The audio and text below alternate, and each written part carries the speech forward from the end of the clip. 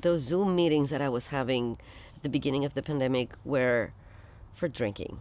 We were meeting up with my friends in Chile, having fun, I mean, it was good reconnecting with a lot of people, but also if you look at like hindsight, it's like having that feeling of like collective loneliness was like, oh my God, we're all so alone. We're collectively alone.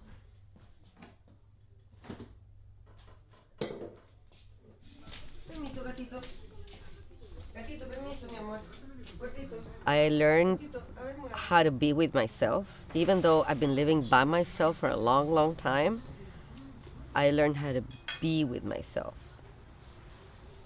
So I started nourishing more the relationship that I had with the closest living beings that I had in my house, which are my cats.